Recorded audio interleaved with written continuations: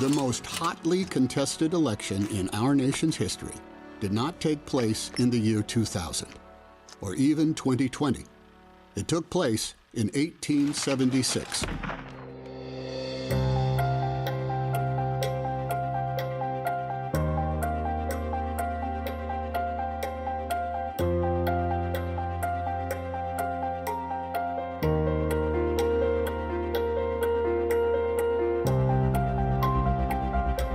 The bipartisan commission voted to give the electoral votes of the disputed states to the Republican, Hayes.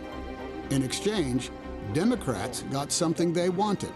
Hayes agreed to withdraw Union troops from the South. With that assurance, the deal went through.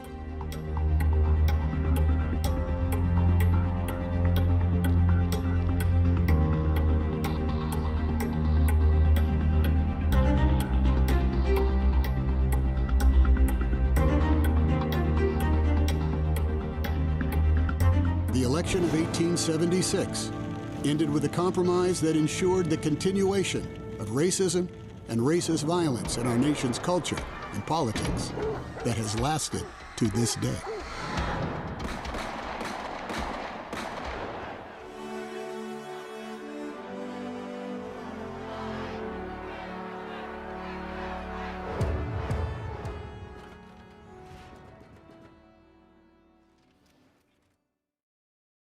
Hello and welcome to Washington Post Live. I'm Kate Woodsome, a writer and producer with Washington Post Opinions.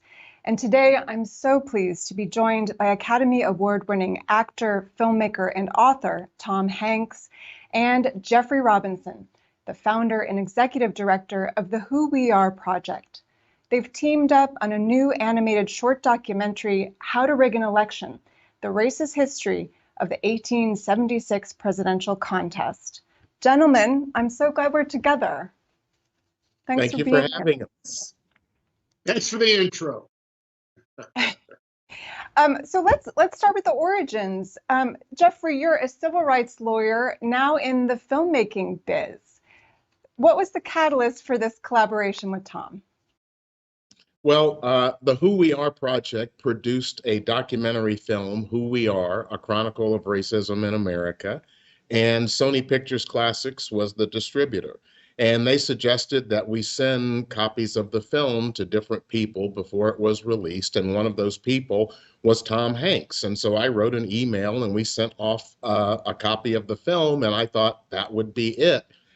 And then I started getting emails from somebody that was TH, and I thought, who is this guy? And then I thought, oh, it's that guy. And that started a collaboration because I found out that Tom has a compelling interest in history. And the Who We Are Project is all about part of our history that has never been told. And so that was the beginning of our collaboration. And I should say, maybe Tom, you can talk about it. Tom had written an op-ed on the 100th anniversary of the Tulsa Massacre. And that was one of the reasons that we thought, well, we'll send the film to him, because he sounded kind of outraged that nobody taught me this. Yo, what's up? And that was how our collaboration started. Tom, why tell this part of history now? Well, I grew up in Oakland, California, about as diverse racially a city as you're going to find in the United States. I had always loved history. It was my favorite class in school in 5th grade and 7th grade and 10th grade in junior college. And I've always read history for pleasure because you can't make this stuff up. And it wasn't until I was 64 years old that I had heard about the Tulsa Massacre. Coming from after years and years of official study in which I learned about the Boston Massacre, I learned about Custer's Last Stand, I learned about any number of other massacres in the history of our country. And yet here's something as sentinel to who we are, to coin a phrase, as far as social justice, civic unrest, and the racial equality that has sort of been promised us for the better part of 100 years. The fact that I had never been told this, I realized would have greatly impacted my sensibilities of the city that I lived in, Oakland, California, at a time when racial strife was part and parcel to every day, despite the fact that Oakland is about as integrated, let use that word, a city as you're going to find.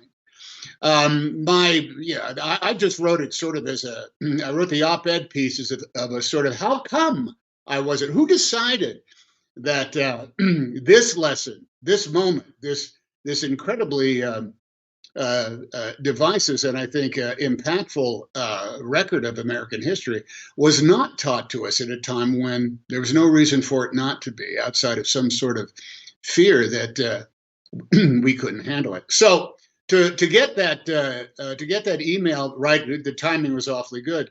That did deal with the Tulsa Massacre from Jefferys' movie. It just made me think that there is a lack of trust that we as Americans, we as students of history, can dispassionately learn about what happened 100 years ago, 60 years ago, or in some cases, I think even 40 or 22 years ago. I think we're all big kids, and none of us, I think, are going to be subjected to some sort of mind-altering change if we learn the truth about our own individual history. It's easy to accept because one of the things that Jeffrey so magnificently spoke of at the very beginning of the Who We Are project is the great George Orwell quote. If you control the present, if you control the past, you can control the present. I'm marring the words of George Orwell. Jeffrey can hit it up better, but I don't think there's anything more empowering to the powers of ignorance or the accumulation of power of certain tyrants around the world than the altering of the narrative, the revisionist history, of the controlling of the past in order to control not only the present, but also control the whole entire concept of who are we? Who are we as Americans? We're conflicted, and we have an amazing history that once we learn even more about it, it helps us understand who we are now and where we can go tomorrow. And so much, I think, of our understanding or acceptance of a part of history is shaped by our personal experiences and our backgrounds. It's the lens through which we look. One of the things I find so special about this collaboration is that while you were getting to know each other, you found out that you were born about a month apart, both grew up in mid-tier cities in America, Oakland and Memphis. So you were walking some of the same lines, but in a very different way. Take us back 55 years ago this week, when Martin Luther King Jr. was assassinated. What was that for you, and how did your lenses differ? Jeff, This go was ahead. one of our first conversations, and I think both of us came away from it just feeling remarkable. I grew up in Memphis, Tennessee, and so everyone knew that Dr. King was in town, and everyone knew, unlike today when he is deified, Martin Luther King Jr. and Muhammad Ali were two of the most hated men in America when I was growing up.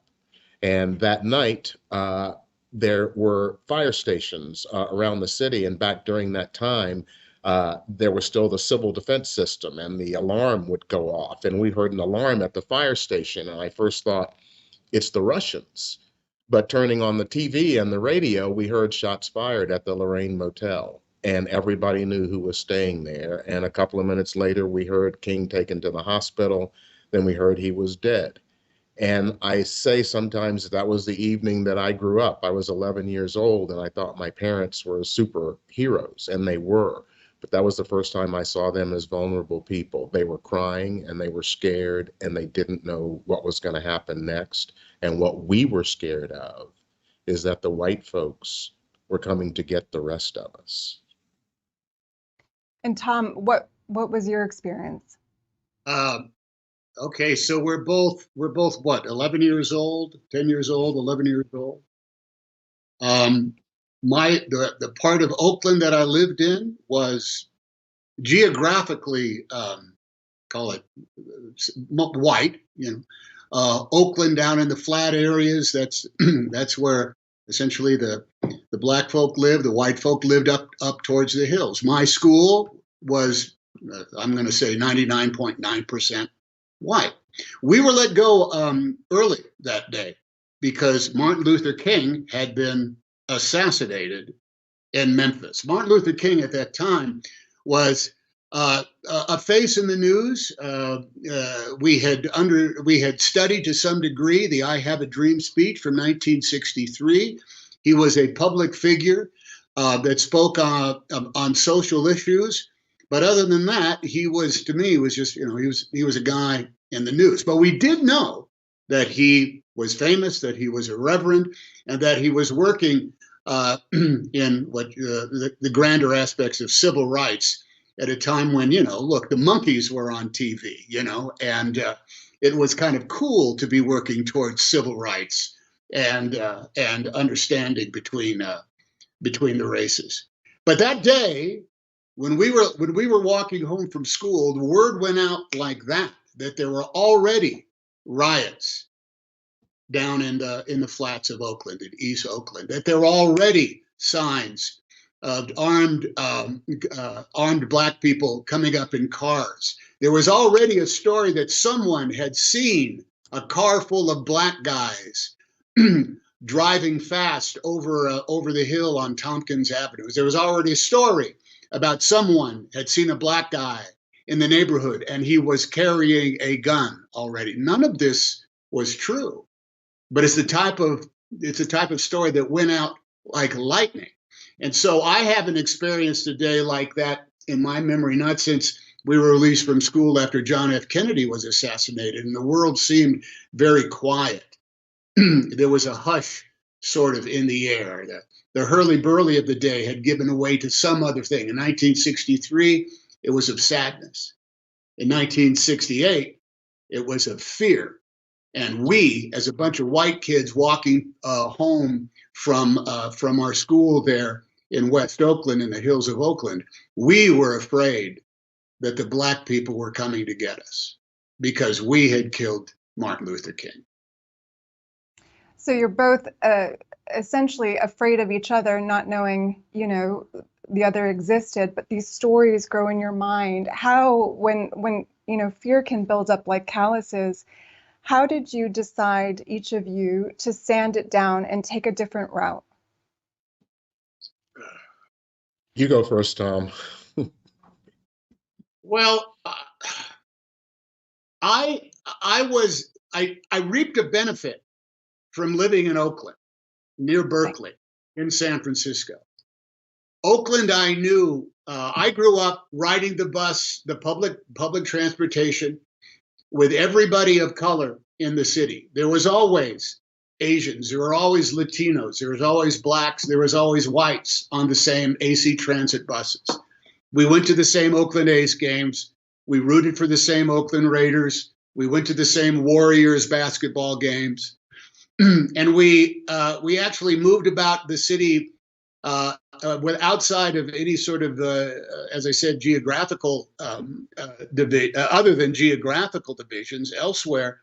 I thought the rest of the world was like Oakland. And growing up there, knowing that there was a tide that was sweeping both in and out, both ebbing and flowing, because I grew up in Oakland where the Black Panthers were certainly making headlines. And even I knew that you could read some of the quotes that were coming from both sides of the reportage of the Black Panthers. And there was an awful lot of accusations, but there was also any number of things that I couldn't help but read from the words of somebody like Elfridge Cleaver and think, well, that's not necessarily wrong, what is being said here. And to live in a city that was relatively, I would say, actually peacefully on the front lines of the divide between black and white, the racial divide in America, provided me with, I think, an opportunity and a sensibility that there was a way in order to study this. There was a way in order to listen and to learn and to read and communicate that would actually progress us from a place of some degree of common knowledge. And this is one of the other reasons that I was relatively outraged at never being told about Tulsa. Because if I had learned in 5th grade about the Tulsa massacre, it would have very much helped me, given me a perspective on the way I felt about Oakland on the day Martin Luther King had been assassinated. And I want to pull us back a lot further in history to the documentary, Jeffrey. It is about the first presidential election after the Civil War. Walk us through how it was rigged. It was a couple before this one, but it was one of the first ones after the Civil War because it was 1877. Facts matter, and thank you for checking me. Jeffrey, walk us through the 1876 election, and why do you say it was rigged, and what were the stakes at this point? The stakes of this election were huge because you have to remember this is 11 years after the Civil War ended. And I think it's important for people to remember that the Civil War was based on a concept about Black Americans that had been steeped in our culture for a quarter millennium, for 246 years. And so it's important to remember, do you really think people are going to give up beliefs that have been honed over that period of time simply because they lost a war? So the white supremacy that was a part of what caused the Civil War, it didn't go away at the end of the Civil War. It was still bubbling there. And in 1876, the presidential election came down to essentially 3 states, Florida, South Carolina, and Louisiana. And the delegates from those states were going to decide the election. And there were disputes about what delegates were going to be seated. Would they be for the Republican Hayes or for the Democrat Tilden? And so they couldn't literally decide. Congress had to pass a law creating a commission to decide who was going to win the presidential election. And that commission took several months. What we wanted to do in this film is to give folks a summary of what was going on. And I think for just to go a little bit deeper, people should understand the country is in chaos. The election is in November. One side says we've won. The other side says we've won. Things are in chaos. And by late February, there are 3 meetings that occur on February 26. One in the House Appropriations Committee room, one in the Finance Committee room, and one at a hotel called Wormley House. And in these rooms, there were negotiations between the Republicans and the Democrats. And what they came down to is the Democrats wanted to run the South the way they wanted to run the South. And they needed the Northern troops gone. And they needed an assurance that they'd be able to do what they wanted to do. So I just want to finish by reading you 2 messages that were delivered on February 27th. And to show you how widespread this was, the dispute was about South Carolina and Louisiana, but the 2 people who sent these messages from the Hayes camp, Stanley Matthews, an Ohio lawyer and counsel for the Republicans before the commission to decide the presidency, and Charles Foster, an Ohio congressman who became governor of Ohio.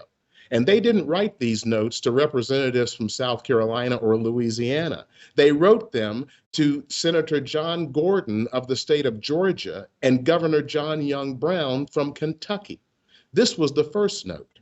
Gentlemen, referring to the conversation had with you yesterday in which Governor Hayes's policy as to the status of certain southern states was discussed, we desire to say that we can assure you in the strongest possible manner of our great desire to have adopted such a policy as will give to the people of the states of South Carolina and Louisiana the right to control their own affairs. They wrote another note about an hour later, and what they said is, subject only to the Constitution of the United States. They kind of forgot that part. But what they were saying was, you will be able to run things the way you want to run things. And that's what Tom talked about in the second part of our little short documentary, what happened after that decision. You know, you're pulling from primary documents. You're reading from actual texts that we have in history, and yet these might be erased from certain textbooks in Florida now, right? There are memory laws being passed. We have the politicization of the very primary facts that you're talking about. Tom, why are you wading into this? You're a storyteller, not a politician. Why is this important in this moment in our country? Well, as Ben Bradley said, he used to run the Washington Post, the truth, no matter how painful, is much less dangerous than a lie in the long run. The idea that some degree of learning about our history is going to be made either illegal or so far removed that you'll have to go off and work in order to determine the truth of what happened in our past, number one, I think, is insulting to us as Americans and as grown-ups who can take our past, learn from it, and understand, well, hey, look how far we've come. If I was going to say what it would be the best thing that could come about by the specific teaching of such things as any number of things that are trying to be banned by any number of states, not just Florida, is look, it's going to rob us of the progress that we have made as America. The preamble to the Constitution states these beautiful words: in order to form a more perfect union. If we can no longer discuss our faults, if we can no longer be taught about the mistakes that 9 generations prior to us living made, how in the world are we going to progress towards making a more perfect union? We have to see our missteps, and I think we have to see them to a degree of dispassion. And passion is being brought into a place in which I think it's just being used in order to maintain some sort of status quo. That's beyond my pay range, I got to tell you. But here's, are we going to learn then somehow, like in his fabulous book, Master of the Senate, about Lyndon Baines Johnson, how thin the margin was of victory that Lyndon Johnson won the Senate race in Texas the year he first entered the Senate, or how John F. Kennedy won the presidency against Richard and Nixon by a paper-thin margin from a bunch of votes from Illinois. We have to know this stuff, because otherwise we are not going to get one step closer to the perfect union that we had in the late 1700s. And I think why wouldn't anybody who essentially likes to read history books for pleasure not wade into that and simply say, I got to say, man, that is so wrong. The whole idea of saying, no, you must not read books based on our history is some degree of, it's like living in the bizarro world from an old Superman comic book, which Jeffrey and I know an awful lot about old Superman comics. Exactly. And I just want to say real quickly, when I first met Tom, that concept, his focus on a more perfect union in the Constitution was really interesting to me, because it is an acknowledgement by the people who wrote the Constitution. Hey, we're not getting this thing all right now. This is what we can come up with, and we have a job to make this more perfect. And so the things that were in the original Constitution that are no longer there, that were horrific, that's a showing of how we advance forward. And if we don't know our history, and Tom, I'll pull you out from the George Orwell thing, who controls the past controls the future. If you wipe out the past, you can bring up things today and call them new, when they're actually 100 years old and they come from a really ugly place. But if you wipe out the past, nobody will ever know that. There is so much ugliness and darkness in our history, and yet this film also includes light. I want to play a clip from the film that offers some joy. In the decades following the Civil War, the United States emerged as an industrial giant. Railroads crisscrossed the country. Steel bridges connected cities. Skyscrapers and Ferris wheels reached for the heavens. Electrical grids powered homes and businesses. Oil refineries fueled nationwide progress. The telephone and typewriter transformed communication. By the end of the century, we had coffee pots, escalators, elevators, cars, chewing gum, paper clips, and even Jell-O. Jell-O means joy, Kate. Who can argue with Jell-O? You know, this was one of the things that came out about it because my learning, when I was studying American history, I remember reading about the Centennial Exhibition of 1876, which celebrated the great kick-ass job America was doing as far as moving the world forward, technology and ingenuity and what have you. I mean, anything from escalators to coffee pots and certainly Jell-O, we deserve pats on the back for. It wasn't until Jeffrey brought up, and I learned from him about the race of 1876 that made me think, well, there's an example of how we can handle both things as Americans who are paying attention, who want to know about our history. We can certainly celebrate steel bridges and the coffee pot and the Ferris wheel and everything else and the typewriter, along with experiencing the machinations of racism and control and maintaining the status quo in the political race. Why did I know so much more about coffee pots and Ferris wheels and so little about the electoral college shenanigans between Tilden and Hayes? We can handle them both, but only if we have the opportunity to hear both. And that was such a pleasure for me as we were doing this, because quite frankly, I didn't know most of those things in that part of the film. And I'm like, holy shit. Oh, I mean, holy whatever, you're right. You know, that those kind of things were being made. And one of the things that we stress in our documentary film is that countries can be more than one thing. America has demonstrated greatness time and time again. And we also have this ugly history of racism. And so dealing with both of them is the way we become more perfect, to coin a phrase. You know, this happens between Jeffrey and I quite a bit because we end up comparing notes. He asked me, say, hey, white kid, what was a history lesson that you got in 7th grade?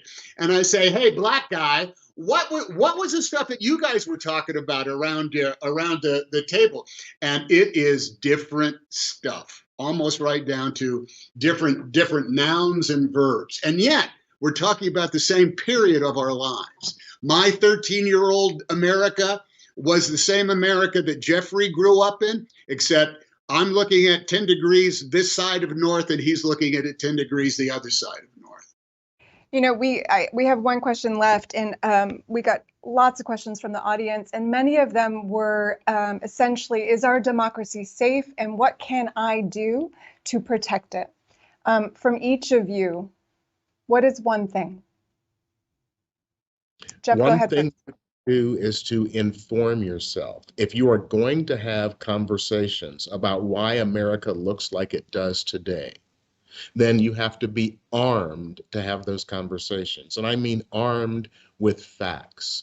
The 1619 Project, the Who We Are Project, there are all kinds of resources out there to gather information about the truth about our history.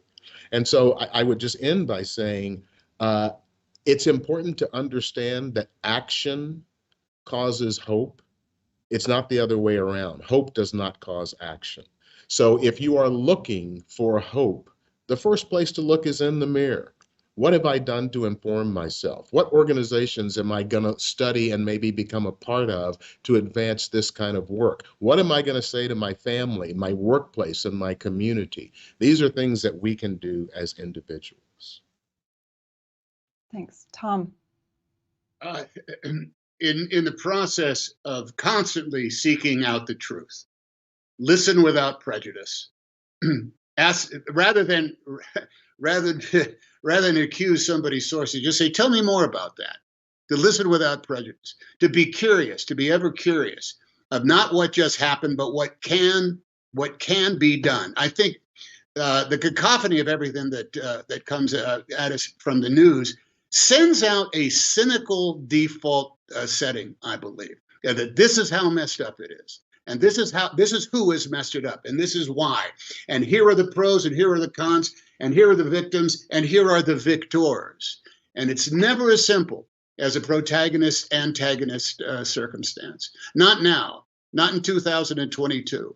There is a position to be made, but it has to be made from a place of, well, let's find out what is the truth, and let's find out what is the narrative. I think the concept of narrative is supplanting the concept of facts. And that narrative is almost anybody who is going to tell you a very specific story is doing it in order to gain some degree of purchase. I don't know if I'd be hard pressed to find out that the type of historic reading that I like to do that is meant to change us into some way of thinking or some action. Instead, it always just says, think about this. Think about how it has affected you, and think about how we can guarantee these blessings of liberties to ourselves and our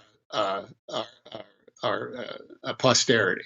That's our job right now, is to make sure that our America, the one that we envision right now, the one that is closer a little bit to a more perfect union, can continue on that. And not for us, because we're going to be gone. And not even for our kids or even potentially our grandchildren. That's why I think, as we've seen just recently, that the powers of democracy do turn around until everybody just sees, if we don't do this now, if we don't take these motions now, if we don't learn now, then a lesson is going to be lost for our posterity. And that ain't American. So powerful, so important. I wish we could continue this conversation. I know you both will, but thank you for taking this time with us, Jeffrey and Tom. It's been such a pleasure. Thank you, Kate and Tom. I'll see you soon. All right, Jeffrey, take care of yourself. You too. And to our audience, thank you for taking the time, and I hope you'll watch their film and read their op-ed. You can find it on WashingtonPost.com. There's a short link. It's wapo.st/1876. Until next time, I'm Kate Woodsome. Take good care.